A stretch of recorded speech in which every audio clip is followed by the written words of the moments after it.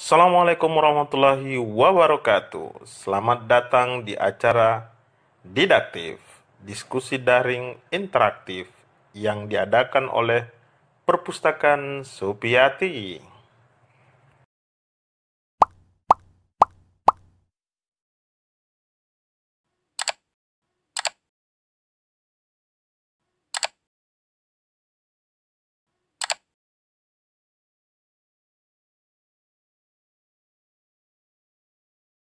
Baik, Bismillahirrahmanirrahim. Assalamualaikum warahmatullahi wabarakatuh. Berjumpa lagi dalam acara Didaktif, diskusi daring interaktif yang diadakan oleh Perpustakaan Supiati.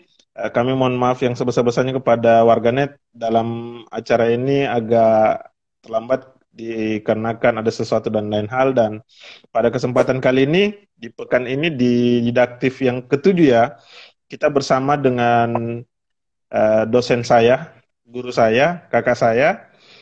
Beliau penguji saya waktu S1, jadi beliau menguji saya lebih kepada masalah privasi.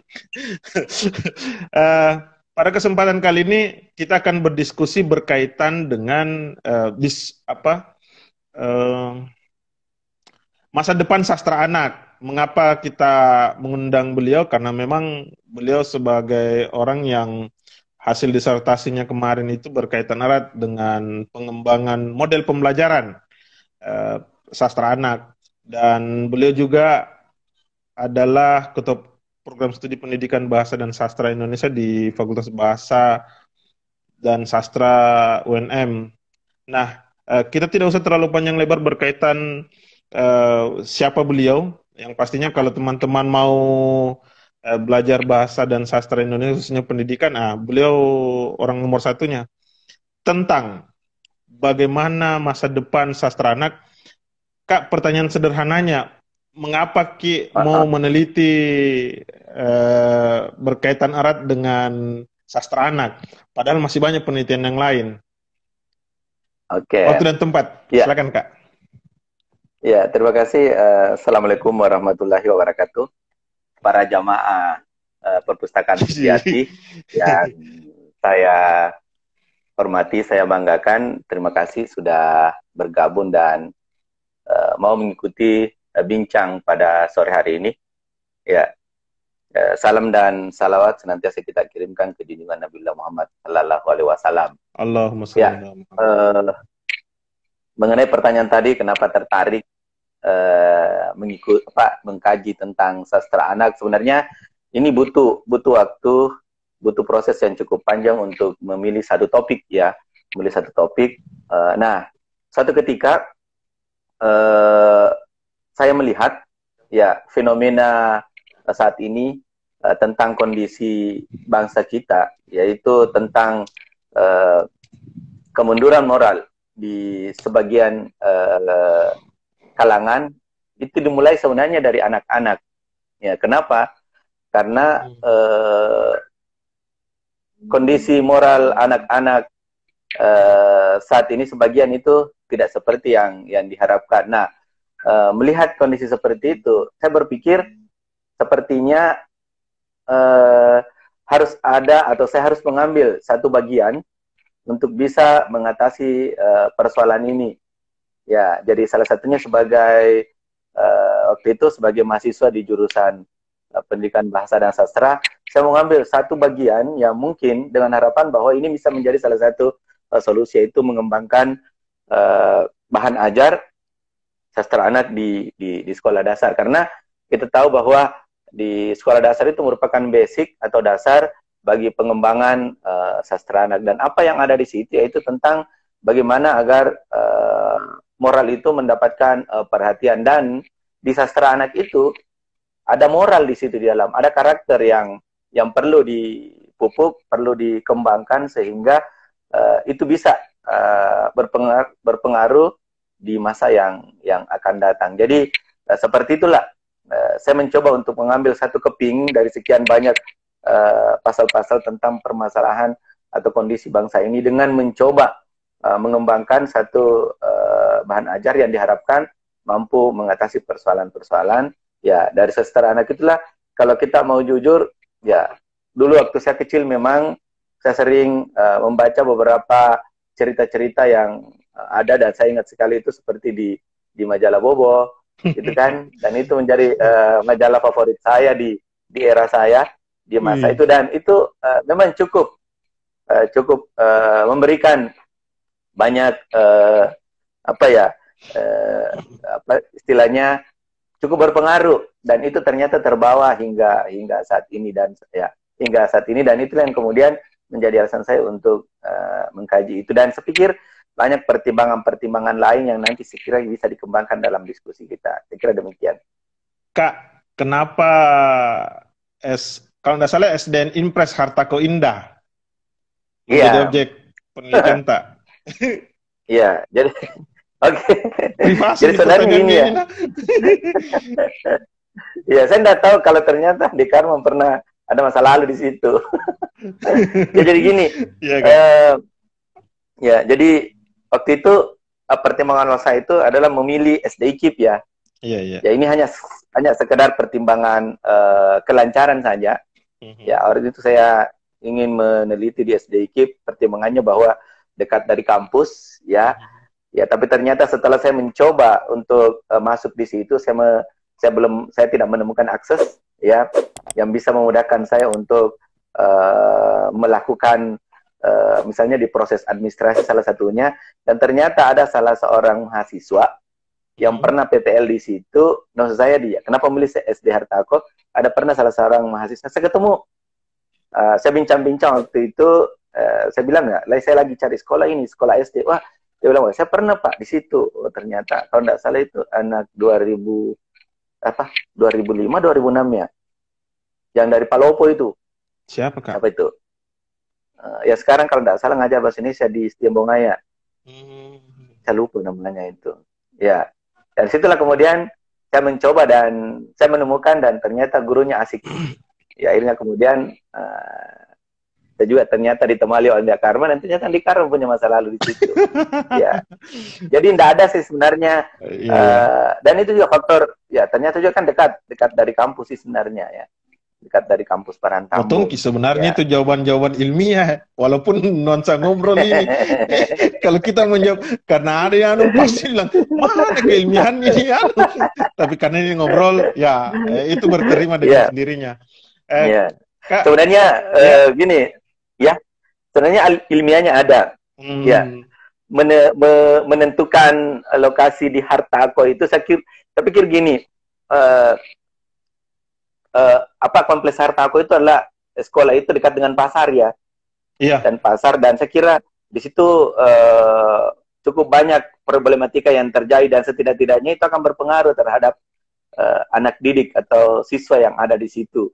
Jadi ya kalau pasar lah gimana hanya dibatasi oleh pagar, dan itu saya pikir banyak memberikan pengaruh terhadap anak-anak yang ada di sekolah itu. Keluar saja dari situ atau misalnya menuju sekolah melihat kiri dan kanan, kondisi pasar itu bisa mempengaruhi jiwa anak-anak itu sendiri. Ya, kita tahu bagaimana kalau pasar itu penuh dengan problematika. Jadi saya pikir ya, dan siswa-siswa yang ada di situ cukup beragam saya pikir. Ada betul. Ya, terus terang karena saya pernah bertemu dengan beberapa teman dosen dari UNM yang ya juga mengantar anaknya. Kemudian juga ada beberapa siswa yang tinggalnya di pinggir-pinggir ya, di pinggiran kanal dan pinggiran Sungai Jeneberan. Saya pikir ya, kanal dan Sungai Jeneberan saya pikir ini menjadi apa ya, satu hal yang kompleks yang cukup menarik untuk menjadi salah satu pertimbangan memilih di situ. Ya. Ya, karena memang di sana heterogen kaya. Jadi ya, betul, kalau kita di sekitaran pasar rata-rata anak pasar, tapi kalau kita agak ke belakang lagi justru anak kompleks, justru orang-orang yang sangat kompleks, ya kita sebutlah orang kaya gitu ya. Dan itulah dinamikanya memang SDN Impres, instruksi Presiden Hartako Indah. Ku tahu ya Kak, sampai kelas 4 di sana. Kenapa nama masalah privasi nih? Baik, kita masuk Kak diskusi supaya lebih menarik ini. Berkaitan sastra anak Kak. Kelas berapa kemarin kita teliti Kak? Kelas 4. Kelas 4 di? Kelas 4. Ya. Apa hal menarik dari sastra anak Kak sebenarnya? Ya, kalau Jadi kalau sebenarnya misalnya begini, tanpa ini justru pertanyaan sederhananya begini kayak bagus. Eh, Mengapa dia dibuatkan dalam kajian keilmuan? Sehingga dia dibuatkan kayak ruang khusus dalam keilmuan bahwa oh bagus juga kalau sastra anak karena tanpa dibuatkan ilmu pun dia justru memang memang kalau sekarang belakangan orang justru hal yang baru di masa itu karena kalau sastra anak kan kita tahu kak apa lagi namanya saya tidak pernah menyadari bahwa itu bisa dijadikan sebuah keilmuan. Kurang lebih ya, seperti itu. Bisa dianu ya. mungkin, Kak. Jadi dari cukup banyak literatur yang saya dapatkan bahwa cuman mungkin ya kita di Indonesia itu yang belum atau bukan belum sih kurang memberikan perhatian terhadap sastra anak itu sendiri. Saya sering berbincang bahwa sastra anak itu sebenarnya itu mendapat perhatian yang cukup besar di luar negeri, ya. Di luar negeri itu ternyata perhatian berbagai kalangan tentang sastra anak itu cukup besar, ya. Seperti di Amerika, di Kanada, ya, kemudian di Eropa itu sendiri, bahkan ada beberapa perguruan tinggi itu menjadikan sastra anak itu sebagai salah satu program studi. Ya, Oh. di luar negeri itu ada yang menjadikan sastra itu sebagai program studi dan itu menjadi objek kajian bukan hanya di level strata 1 tapi itu sudah sampai ke program doktoral. Jadi ini sebenarnya alasan ilmiahnya kenapa saya katakan bahwa di Indonesia itu terus terang sastra itu sebenarnya dilihat sebelah mata. Ya, padahal sebenarnya itu potensi. Saya katakan potensi sekali. Kenapa? Karena kalau mau dipikir ya selain aspek itu tadi saya katakan bahwa di situ ada aspek karakter atau moral, sebenarnya itu adalah ceruk bagi para kalau misalnya kita ingin mendapatkan keuntungan yang besar, jujur. Ya, kenapa? Karena potensi sekali sekarang itu kalau kita mau kita perhatikan banyak sekarang orang itu yang orang-orang tua yang memiliki kepedulian terhadap anaknya itu dengan menyiapkan cukup banyak bahan-bahan bahan-bahan bacaan terhadap anaknya. Nah itu kalau itu bisa misalnya dimanfaatkan dengan memproduksi banyak karya sastra, khususnya sastra anak, itu saya pikir bagus dibanding misalnya dengan karya-karya sastra. Saya tidak menafikan karya-karya sastra yang lain yang misalnya kayak novel-novel Anda Hirata yang memang sudah punya pembaca tersendiri, tetapi kalau sastra ini dimanfaatkan dan kemudian apa istilahnya dipromosikan lewat media itu cukup banyak. Kita bisa kalau memperhatikan di timeline media sosial Facebook itu cukup banyak buku-buku yang ditawarkan khususnya untuk anak dan itu mereka tidak tahu arti sebenarnya harga yang sampai puluhan ribu, ratusan sampai bahkan jutaan. Ya seperti kalau mohon sedikit saya kasih seperti di rumah itu ada bahan bacaan anak saya itu sampai 3 jutaan harganya satu set dan itu belinya itu satu set loh bukan satu. Ya misalnya Muhammad Teladankut yang hardcover yang diproduksi oleh satu penerbit itu harganya sampai 3,7 jutaan. Jadi kalau misalnya memang itu mau dimanfaatkan, saya pikir ini adalah potensi sekali bagi teman-teman yang memiliki minat di bidang sastra. Tapi sebenarnya itu dan ada aspek sebenarnya yang filosofi sebenarnya yang kenapa saya jadi ini menarik untuk diteliti karena ya saya selalu menjadikan salah satu pernyataan dari salah satu khalifah yaitu Umar bin Khattab yang pernah menasihatkan bahwa ajarkanlah sastra pada anak-anakmu maka kau sedang mengajarkan keberanian kepada mereka. Ya jadi sebenarnya kalau kita mau mengajarkan keberanian kepada anak-anak kita, kepada generasi-generasi kita, ya cukup kita menyiapkan bacaan-bacaan sastra, maka dari situ akan tumbuh dalam jiwa mereka, dalam diri mereka jiwa keberanian itu, ya berani ngomong, berani bertanggung jawab, dan itu kan setidaknya itu kan nilai karakter. Dan itu juga saya pernah membaca sebuah buku yang ditulis oleh Aris Mata yang mengajak kita ya para orang-orang tua untuk mempelajari dan mengajarkan sastra kepada anak ya karena dia katakan bahwa sastra itu mengajarkan tentang keberanian, tentang kelembutan, tentang keindahan, tentang kepedulian dan semua itu ada dalam karya sastra. Nah inilah sebenarnya menjadi landasan filosofinya. Kenapa saya mengambil salah satu bagian dari situ? Karena ya kita tahu, saya sebagai orang tua juga itu mestinya juga harus punya perhatian terhadap seperti. Jadi kalau misalnya kita tidak bisa berbuat yang lebih besar lagi, cukup seperti itu, cukup di lingkungan kita dulu. Yang pertama, kita bagaimana kita mengajarkan tentang keberanian, tentang kelembutan, tentang tentang keindahan dan seterusnya. Dan semua itu ada dalam karya sastra itu sendiri. Ya, saya kira seperti itu. Ya. Kak, kan ini yang kita teliti adalah sastra dan subjek penelitian itu adalah anak kelas 4 SD. Khusus sastra, Kak, apanya yang kita teliti? Apakah puisinya, cerpennya, prosa fiksinya, atau apanya nih, Kak? Atau secara keseluruhan kita teliti? Iya, betul. Soalnya kan ini kan pengembangan bahan ajar. Saya mengembangkan sebuah bahan ajar yang di dalamnya itu tercakup semua karya-karya sastra. Ada cerita pendek, ada puisi, ada dongeng, dan seterusnya. Jadi itu berbasis kearifan lokal loh. Jadi ini menarik ini. Cerita-cerita, novel-novel, cerpen-cerpen, puisi-puisi itu semuanya berbasis, ya dasarnya dari Sulawesi Selatan ini. Ya karena kita tahu walaupun sebenarnya sudah ada, tapi itu belum banyak. Ya belum banyak, dan kita selama ini kan hanya tentang kearifan lokal itu sendiri kan kita bisa masing-masing bisa memaknai kearifan lokal yang seperti apa. Ya artinya ya mengambillah basisnya itu adalah yang ada di Sulawesi Selatan itu sendiri. Jadi itu yang menjadi pembeda sih sebenarnya. Ya, sorry saya minum dulu. Iya, silakan Kak. Sambil pokoknya bebas, merdeka. Ini Kak, kalau yang di Sulsel, jadi kita memilih konsep kearifan yang sama misalnya antara Bugis Makassar gitu Kak. Kan ada konsep filosofis biasanya yang berbeda.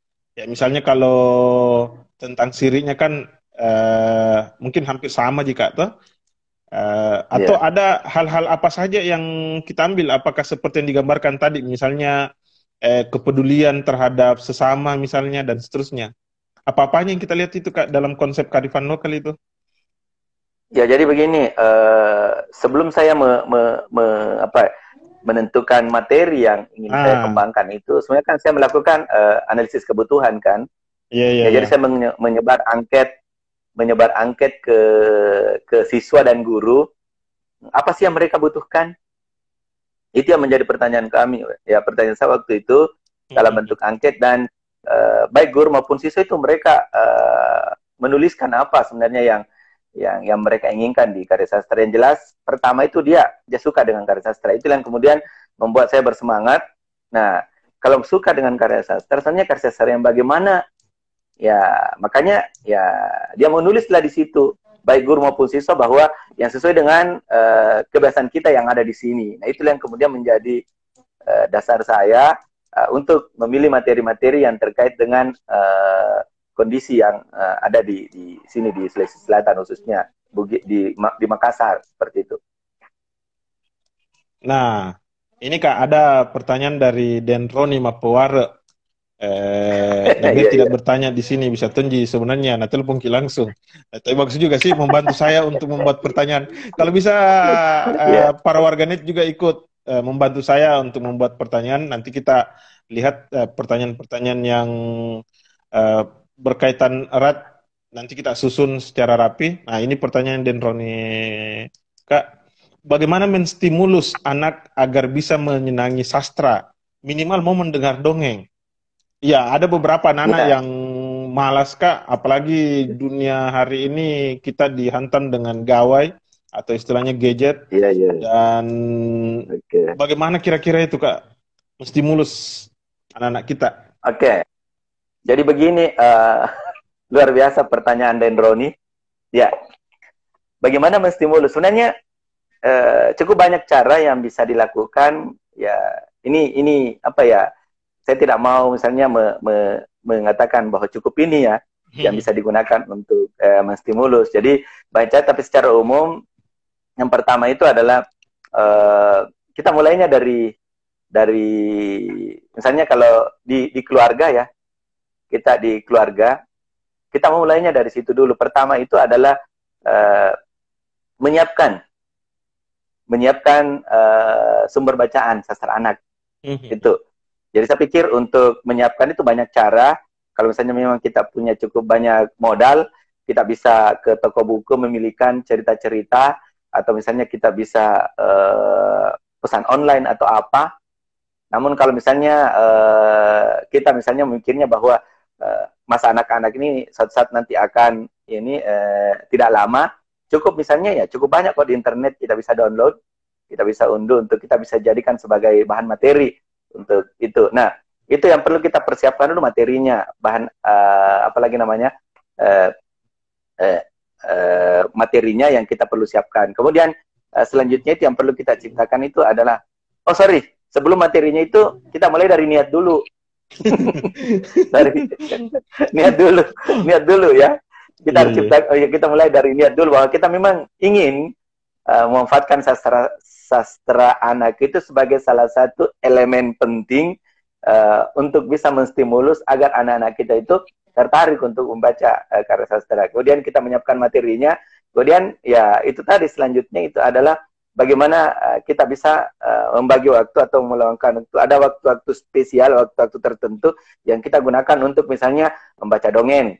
Ya, membaca dongeng, kemudian membacakan dongeng kepada anak-anak misalnya menjelang tidur atau apa. Kemudian melatih untuk misalnya apa ya istilahnya ya, apa istilahnya kalau melakonkan ya, kalau misalnya tidak hanya sekadar tidak hanya sekadar misalnya membacakan atau memberikan kemudian dia baca, tetapi apa yang dia dengarkan atau dia baca, apa yang telah dia baca itu atau dia telah dengarkan itu dilakonkan. Misalnya ya kalau misalnya coba kau berkarakter misalnya apa yang melakukan misalnya bagaimana menjadi orang yang mempraktikkan ya, yang menjadi anak yang saleh misalnya, dia memperhatikan, harus memperhatikan ya. Itu ya, jadi setelah dia membaca dongeng ada di situ karakter tokoh misalnya, kita tanya. Jadi itu mestinya harus ada komunikasi, tidak hanya sekedar kita menyiapkan kemudian kita berikan silakan baca, enggak seperti itu, tapi itu mesti harus dalam kode kontrol, kita tetap kontrol ya. Kita tetap kontrol. Ya, jangan hanya sekedar kita menyiapkan, setelah itu kita tinggalkan dan kita sibuk dengan dunia kita. Nggak mesti. Makanya saya katakan tadi harus ada waktu yang memang kita sudah alokasikan untuk itu. Ya kita bacakan atau kita kasih untuk, kalau dia sudah besar, dia sudah bisa membaca sendiri.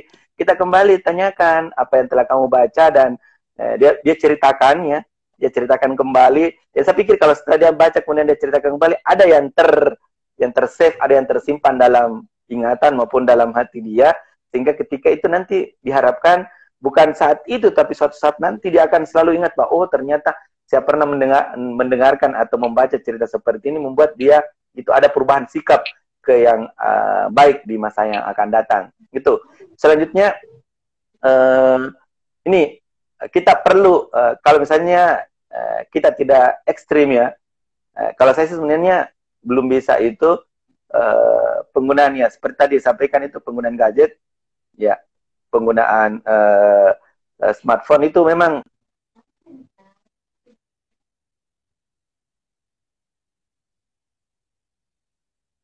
melakukan kesepakatan, misalnya ada waktu-waktu tertentu sekian sekian menit atau sekitar 1 jam untuk penggunaan, setelah itu nggak boleh. Jadi ada waktu-waktu tertentu hanya untuk menggunakan itu, setelah itu untuk kegiatan-kegiatan yang lebih positif. Ya, kemudian kalau saya sih di rumah itu nggak ada televisi. Ya, karena saya terus terang televisi itu merupakan salah satu perangkat yang cukup mengganggu niat kita ketika kita ingin menstimulus anak kita untuk menyukai karya sastra. Karena kenapa? Televisi 24 jam loh. Bangun saja langsung televisi, atau lewat ada televisi, di hari kerja televisi. Ya, kalau dia tidak pegang handphone, nonton. Tidak nonton, pegang ponsel. Jadi saya pikir ya, jadi kalau saya di rumah itu bukannya saya tidak bisa beli, tapi saya pikir bahwa televisi itu bisa menjadi musibah bagi anak saya. Dan selain anak saya juga mungkin waktu saya akan habis hanya untuk menonton sinetron yang tidak jelas kan, seperti itu. Yang kemudian televisi juga cukup bisa membuat apa kita termasuk juga anak kita itu konsumtif, karena ada iklan-iklan selalu menawarkan produk-produk, sebentar mau beli begini, mau beli itu kan. Ya, cukup ini ya. Jadi saya kira itu cukup banyak, dan saya pikir kita masing-masing itu punya cara untuk menyiasati seperti itu. Jadi tadi awalnya kita dari niat, kemudian kita menyiapkan instrumen atau bahan bacaan, ya kemudian kita mengatur waktu, ya kemudian itu tadi menghindari perangkat-perangkat yang bisa, atau bukan saja ponsel, televisi atau apa saja yang bisa mengganggu niat kita tadi, itu bisa kita diantisipasi, ya. Saya kira seperti itu. Dan mungkin ada yang nanti yang bisa juga tambahkan, ya. Kak, dulu waktu S1 kan ada mata kuliah telah kurikulum dan buku teks. Pernah lakukan penelaahan Kak terhadap buku-buku sastra yang ada di Kak? Yang sastra anak itu, yang misalnya buku dongeng dan sebagainya. Maksud saya, apakah, ya kita tahu, apalagi sekarang belakangan, makanya saya langsung berpikir bahwa ketika kita meneliti berkaitan erat dengan sastra anak, memang belakangan penerbit itu larinya ke sana. Kita belak-belakan saja, misalnya penerbit Gramedia yang dulu sangat intens dalam penerbitan buku wacana, bahkan Mizan yang notabene penerbit yang sering menghadirkan buku-buku wacana pun beralih ke bahan bacaan yang berkaitan dengan anak-anak. Dan memang harganya tidak seperti harga buku mahasiswa misalnya. Dia bersaing di situ, Kak. Kalau kita sebutkan tadi misalnya harga ratusan sampai jutaan, apalagi kalau sudah dalam paketan, itu luar biasa ternyata. Ini dari segi ekonominya, tapi yang saya maksudkan adalah tawaran yang mereka hadirkan apakah sangat konstruktif dalam proses membantu orang tua dalam memahami sastra di rumah, atau gimana itu, Kak? Ya, ini saya pertanyaan yang cukup berat bagi saya sih sebenarnya. Ya, begini ya. Jadi untuk menelaah, kalau secara intens mungkin tidak ya. Karena biasanya kalau kita mau intens itu karena ada kepentingan ya. Apakah itu penelitian atau bagaimana. Tapi kalau sekedar melihat, mengamati, melihat isinya, itu memang ini terkadang apa ya, semacam dua sisi. Ya, terus terang sebenarnya banyak ya. Kalau tadi berkaitan misalnya dengan adanya penerbit yang mencoba untuk beralih ke situ, jujur kalau itu penerbit kan dia tetap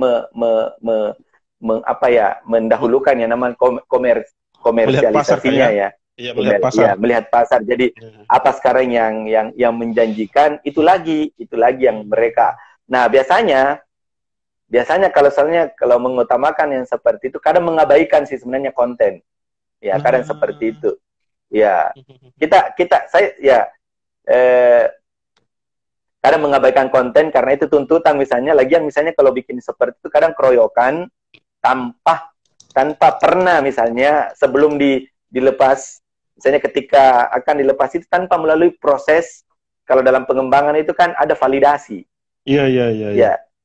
Ya, tidak melakukan seperti itu. Padahal sebenarnya ini sangat-sangat riskan. Ya, ini saya ambil contoh salah satu karya, apakah saya tidak tahu apa itu masuk karya sastra atau gimana, yang sempat trending kemarin di bulan Ramadan itu ketika di film kartun Ipin Upin ya, yang Upin yang apa lagi nih? Upin Ipin ya. Upin dulu, Kak. Yang seperti itu. lanjut. Ya, sempat trending di Twitter itu ketika Fizi, salah satu karakternya di situ, mengatakan kepada Ipin yang mengatakan bahwa kamu tidak punya surga. Karena apa? Karena kamu sudah tidak punya ibu. Surga kan di bawah telapak kaki ibu gitu kan. Wah, bahaya itu.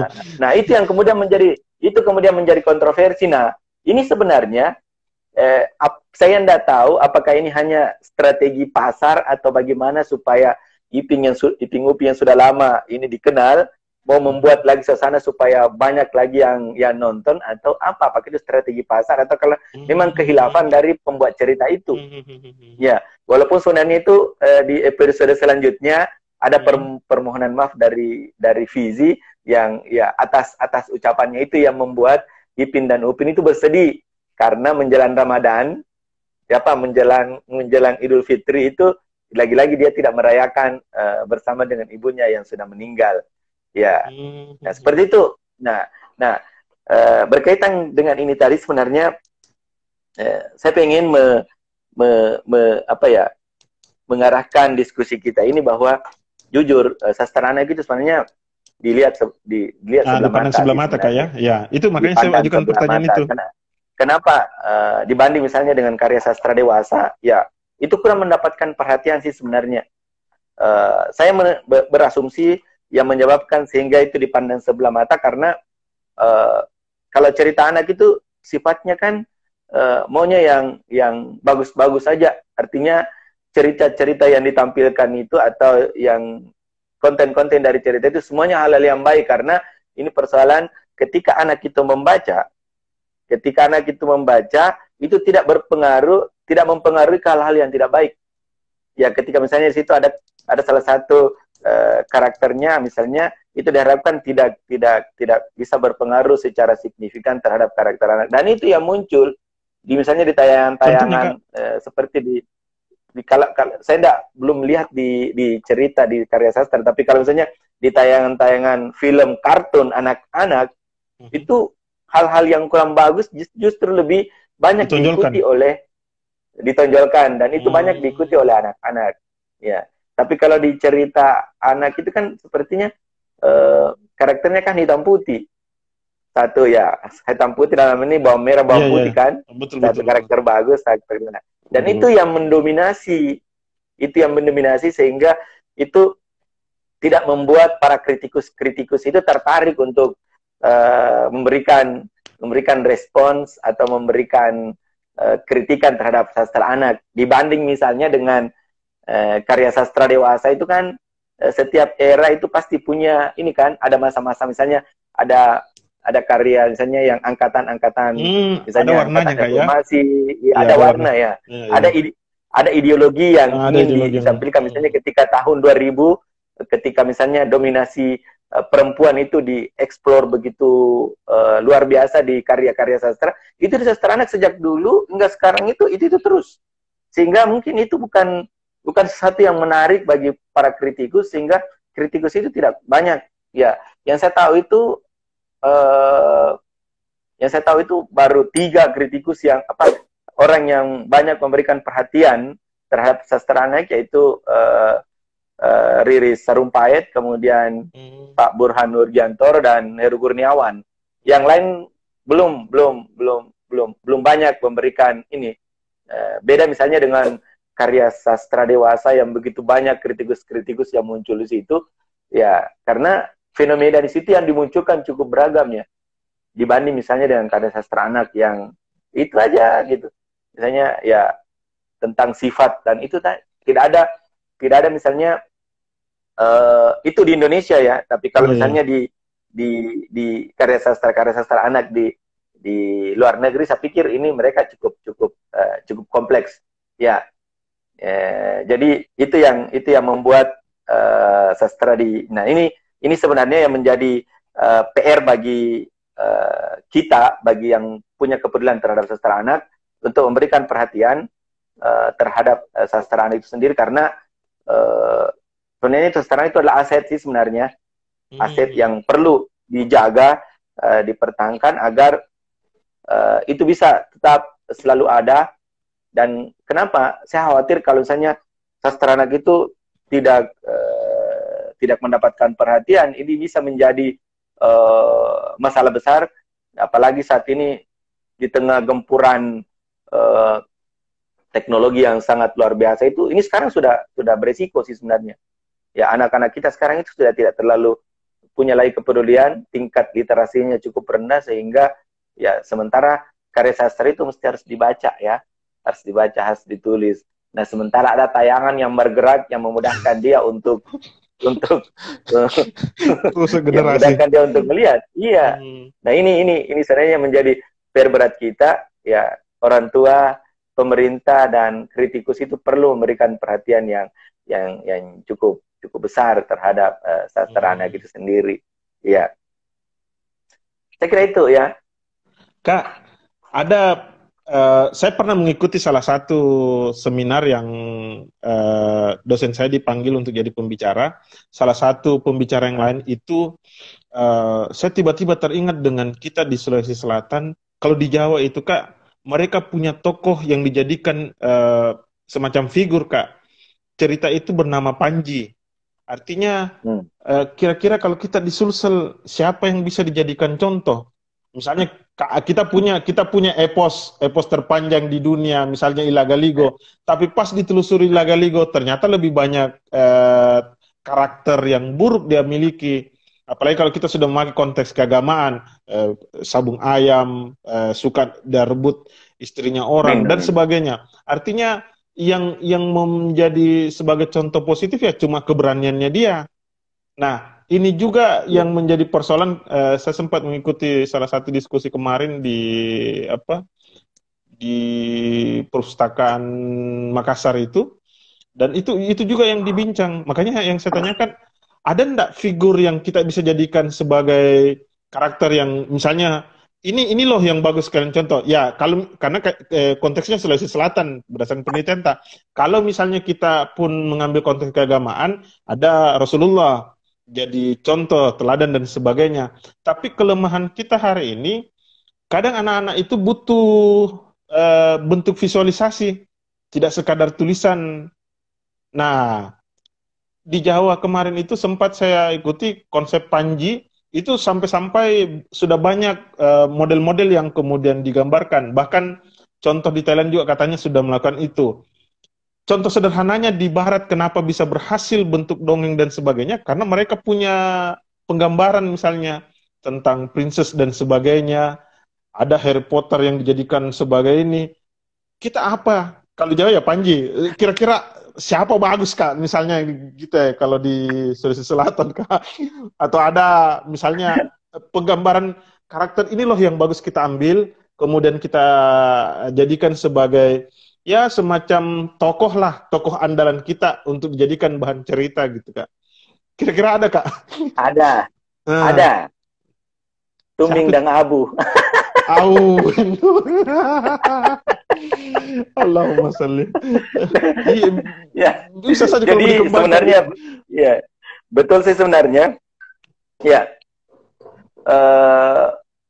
Kita memang tidak ya saya tidak tahu sampai saat ini belum ada yang bisa belum ada yang bisa muncul khusus untuk kita di Sulawesi Selatan ya. Ini sebenarnya yang cukup lama terus menggelayut di alam di pikiran saya sih sebenarnya menciptakan tokoh yang seperti itu. Ya tokoh yang seperti itu yang ya perfeksionis ya. Iya, ya, artinya gitu. Iya. Kalau itu cari yang saya gambarkan kan tokoh kartun Ipin Upin itu kan penggambarannya kan seperti itu. Di Jawa misalnya apa itu yang kartun siapa itu yang Sapo Jarro itu kan itu kita mengaca seperti itu. Nah, saya pernah ikut kan dulu waktu saya promosi kan. Iya Kak. Iya, itu dulu kan mengawali presentasi saya yang tidak lazim. Yaitu saya sebenarnya mencoba untuk tapi saya tidak tahu apakah dia menangkap pesan saya atau tidak. Itu saya memulai presentasi saya dengan membuat sebuah cerita. Karakter yang saya munculkan, saya menampilkan seorang anak yang bernama Yusuf. Yusuf yang seorang anak petani dari satu kampung yang suatu ketika yang setiap hari membantu orang tuanya di sawah. Suatu ketika dia membawakan orang tuanya makanan. Ya, sekitar pukul 9 dia membawakan makanan orang tuanya ketika dia sebentar istirahat. Ya, ketika dia istirahat. Nah, sambil menemani ayahnya di situ dia bertanya, Pak, kenapa saya tidak diajarkan membajak sawah seperti si anak yang dia menunjuk ada temannya yang sementara membantu ayahnya membajak sawah dan seterusnya dan seterusnya. Jawabannya ayahnya pada saat itu adalah, saya tidak mau anak saya seperti saya menjadi petani.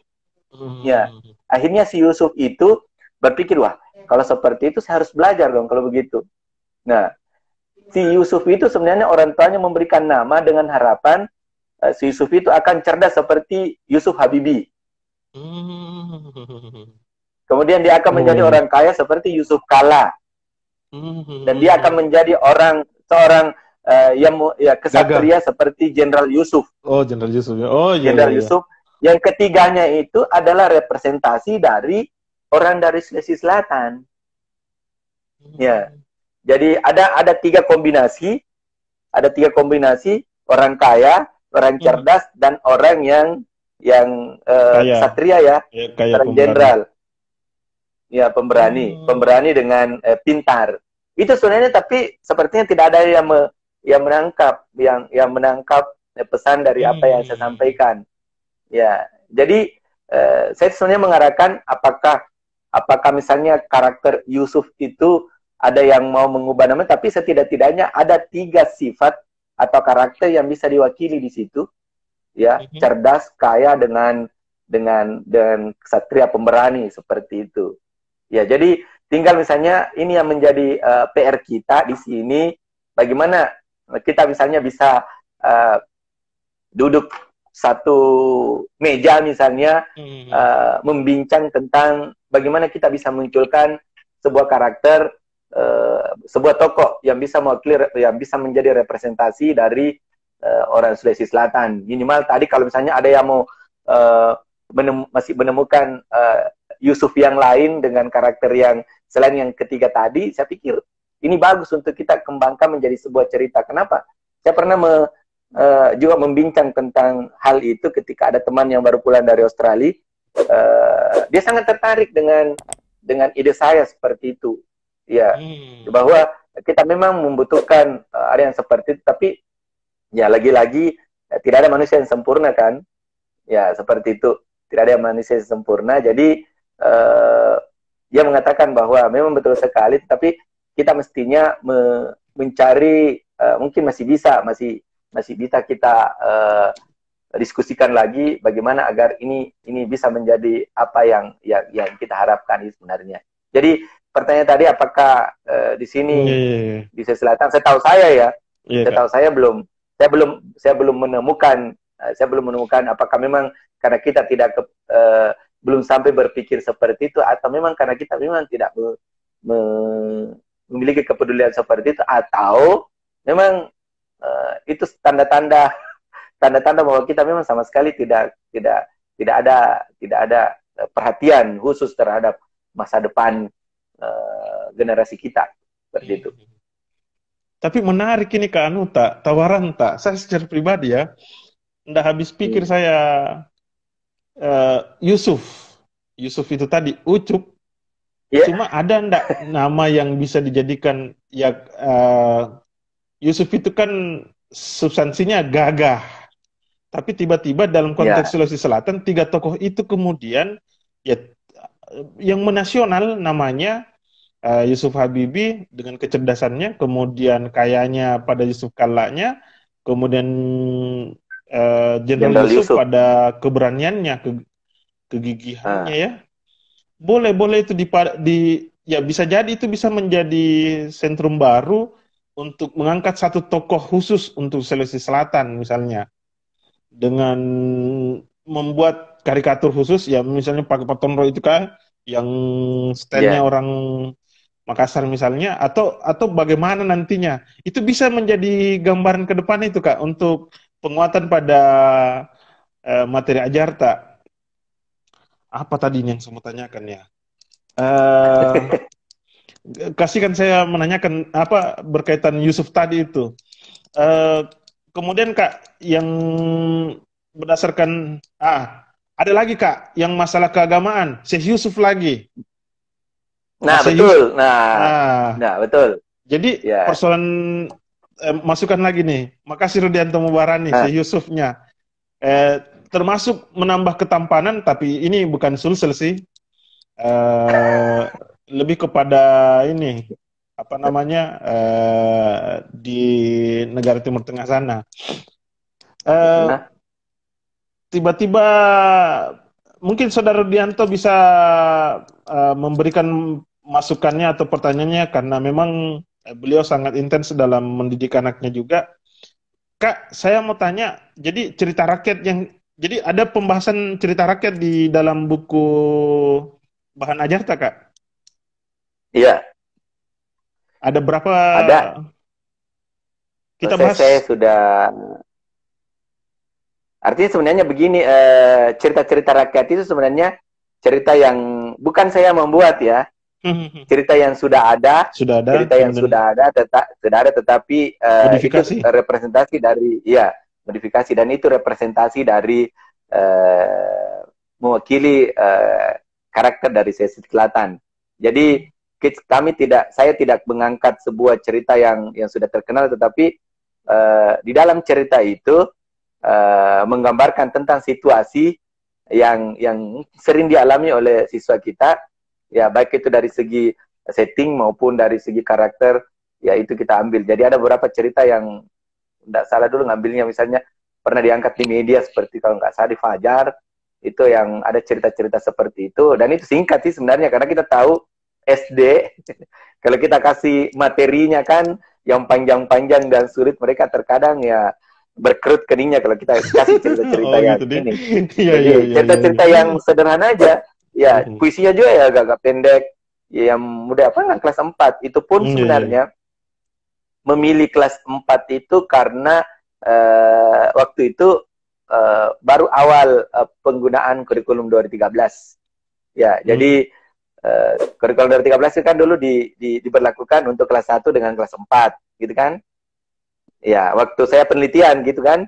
Jadi saya memilih itu karena memang sudah dalam kurikulum 2013 itu ada memang materinya tentang itu, dan yang diajarkan baru kelas 1 dengan kelas 4 yang belajar yang menggunakan kurikulum 2013. Kelas 2 dan kelas 5 masih kurikulum sebelumnya. Ya, jadi itu yang menjadi pertimbangan saya kemarin. Kenapa memilih kelas 4? Kelas 5 karena masih menggunakan kurikulum sebelumnya, dan kelas 6 yang nggak bisa diganggu karena persiapan ujian, seperti itu kan. Ya, kalau kelas 1 enggak. Kenapa? Karena mereka belum, kemampuan membacanya belum. Ya, dan memang untuk kelas 4 itu menurut penelitian memang sudah ini sudah bisa memahami cerita, walaupun cerita-cerita yang ringan seperti itu. Ya. Kak, ada yang menjadi diskusi saya dengan beberapa mahasiswa alumni dari Pasca kemarin, yang juga mahasiswa saya kemarin di Cokro, ada yang melakukan penelitian berkaitan dengan cerita rakyat. Nah, ini yang menjadi persoalan, Kak, nanti ketakutannya tanda petik ke depan banyak anak-anak kita bertengkar gara-gara proses pengklaiman terhadap eh, jalan cerita itu, misalnya dongeng tertentu misalnya, Kak. Saya kemarin misalnya berkaitan erat, misalnya ada beberapa jalan cerita yang ujungnya sama. Misalnya begini, tentang proses, kalau dalam istilah kita ada yang dinamakan, apalagi namanya nih, Tomanurung.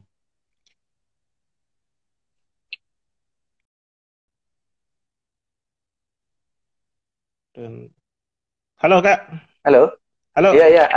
Misalnya tentang Tomanurung, Kak. Jadi di setiap daerah itu punya perspektif masing-masing dalam memahami tentang Tomanurung itu, tentang apa, dewa yang turun tiba-tiba menjadi manusia misalnya. Kira-kira ada ndak contoh sederhana yang pasti bahwa ini memang miliknya Sulsel? Cerita ini hanya Sulsel yang punya. Misalnya kalau kita, saya pernah baca dongeng, ada buku itu Kak yang tebal juga, 100 kah atau 50 kisah Cerita. cerita dari setiap daerah. Nah, kalau di Sulsel diambil contoh Nenek Pakande. Yang Nenek Pakande itu Kak. Jadi, tapi ternyata itu cerita katanya dari Sopeng. Nah, di sisi lain, ada perspektif dari Tanah Luwu dengan cerita yang berbeda itu. Maksudnya mirip sekali jalan ceritanya, Kak. Nah, ini yang kemudian, ya kita tidak bisa mungkir bahwa seperti itulah dongeng. Kita tidak punya, apa namanya, ciri sastra lama kan tidak jelas siapa pengarangnya. Nah, kira-kira ada enggak, Kak, yang bisa menjadi contoh sederhana bahwa ini hanya milik ceritanya orang Sulsel selain Nenek Pakande, Kak, misalnya. Iya. Ada kita, Jadi oke, Bud. Uh-uh. maksud saya, Kak, ada kita masukkan dalam anuta itu, Kak.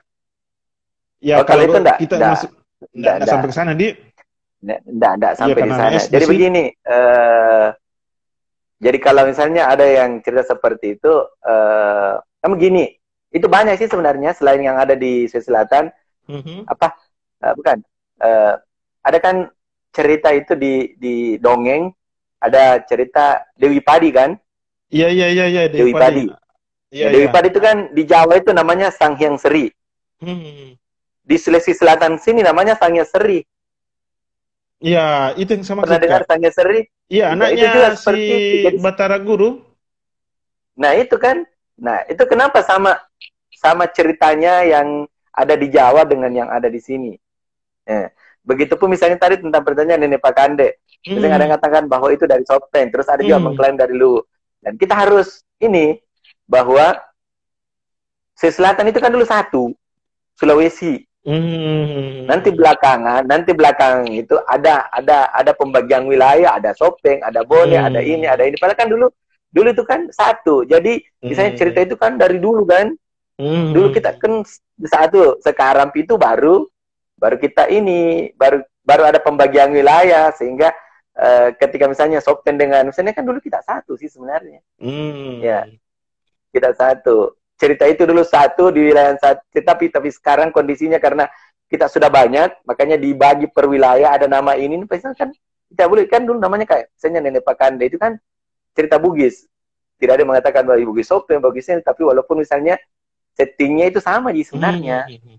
sama sama karena itu cerita dulu.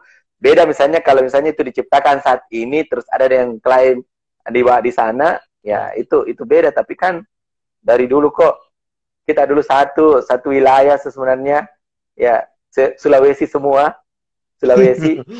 Sekarang itu baru ada Sulawesi Selatan, ada Sulawesi Hmm. Barat, itu pun dalam satu provinsi ada kabupaten. Padahal kan dulu kan Sopen dengan Lu itu kan bukan apa ya, bukan satu yang jauh oleh masyarakat kita dulu karena mereka itu tempuh semua, ya bahkan sampai keliling dunia seperti itu. Jadi wajarlah misalnya ketika ada cerita yang sama dia dengarkan misalnya di Jawa misalnya Sang Hyang Seri, Hmm. kembali ke Sulawesi dia menceritakan, dia berikan namanya Sang Hyang Seri dari Seri. padi juga kan. Iya, iya, iya, iya. Iya, seperti itu. Jadi kita perlu memberikan pemahaman ketika terjadi misalnya perdebatan seperti itu bahwa cerita itu tidak lahir sekarang, Hmm. bahwa itu cerita itu lahir sejak dulu kala dengan waktu yang sudah lampau dan kita tahu bahwa dulu wilayah kita itu satu. Ya, sekarang itu baru ada pembagian wilayah. Jadi kita janganlah selalu mau mengatakan bahwa saya ini orang Sopen, saya ini orang wajah. Ah. Tidak, kita itu sama-sama orang sama Hmm. gitu. Cuman secara administrasi saja, Hmm. ya secara administrasi saja itu membuat kita misalnya namanya beda seperti itu. Ya, jadi saya tidak sampai di situ dulu kajiannya. Itu sudah bukan bukan ke Iya, objek iya, iya. kajian bahan ajar. Art- Ya, Artinya eh, apa namanya? Sebenarnya memang agak keluar nih dari substansi penelitian, tapi memangnya Kak cuma karena iya, kalau mau dibilang eh, Dr. Usman MPD ini adalah ahlinya kalau persoalan sastra anak. Walaupun sebenarnya bukan bukan kajian tak untuk berbicara bukan. tentang Ya. fokus lokalitas itu, Kak. Kak, saya ingatkan Kak Di, nanti kalau misalnya tiba-tiba mati dengan sendirinya, itu bukti bahwa sudah 1 jam. Karena kalau Oh gitu Instagram ya. itu, ya sekarang tinggal 5 menit. Eh, Uh-uh. Kira-kira ini Kak, apa langkah taktis sederhananya Kak? Sampai ya mungkin kita punya penggambaran tersendiri, karena kita bilang tadi bahwa sastra anak itu dipandang sebelah mata. Eh, Benarkah demikian? Karena persoalannya adalah banyak mitau penerbit yang hadirkan ke anu Kak, apalagi namanya nih buku-buku sastra anak misalnya yang berkaitan membantu karya-karya ya yang khusus berkaitan dengan sastra anak itu. Atau memang beda kayak konsep yang kita maksudkan kayak misalnya majalah Bobo sudah tidak ada lagi kayaknya kalau majalah Bobo kayak apalagi ya. Sudah nggak ada. Itu produk Gramedia itu sebenarnya. Oh, Gramedia Saya punya nggak dulu itu tahu kayak. apa masih ada. Iya, Gramedia. Hmm. Jadi begini sih sebenarnya melihat atau memandang sebelah mata sebenarnya itu bukan berarti bahwa produktivitas sastra anak itu berkurang, ya. Cuman yang saya maksudkan itu kepedulian kita Oh, terhadap kepedulian. sastra anak itu, ya. Karena terus terang saya katakan tadi bahwa cerita-cerita anak itu diproduksi untuk kepentingan-kepentingan komersil, itu salah satunya. Nah, itu salah satunya ya. Artinya untuk menjadikan bahasa sastra anak itu untuk mengubah atau menjadikan sebagai sebuah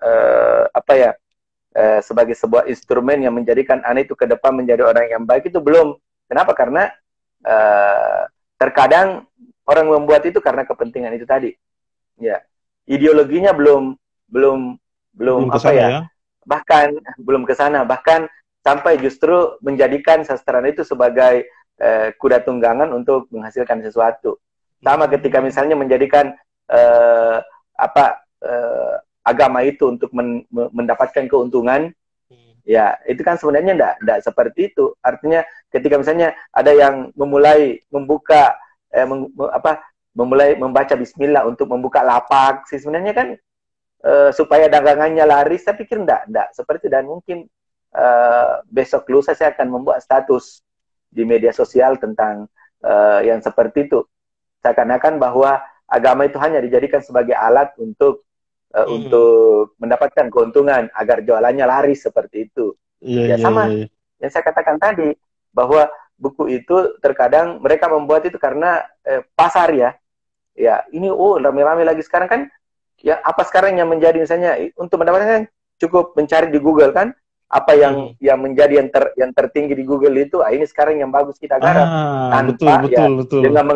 dengan mengesampingkan sebenarnya ada Kualitas ya. pesan yang ingin menghasilkan kualitas, tanpa misalnya apalagi misalnya kalau sudah ditarget harus terbit seperti ini karena kita lagi, nah tunggu beberapa ndak lama lagi nanti itu akan banyak muncul cerita-cerita tentang corona ya, karena itu lagi tren kan sekarang kan.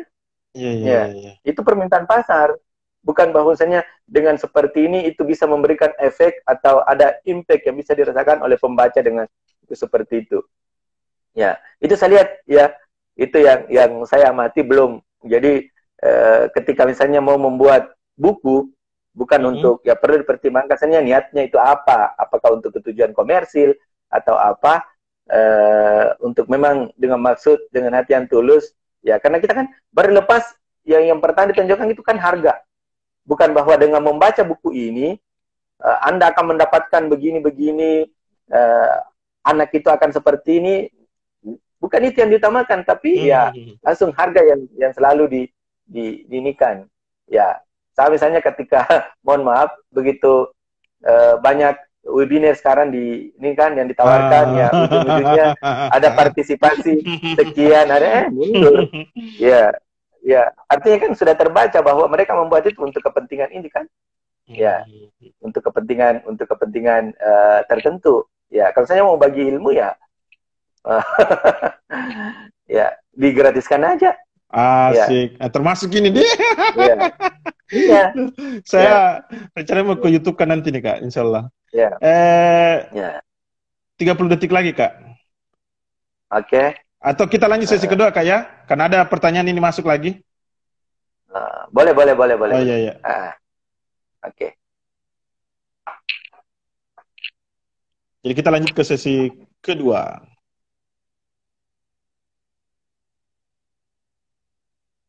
Sabar.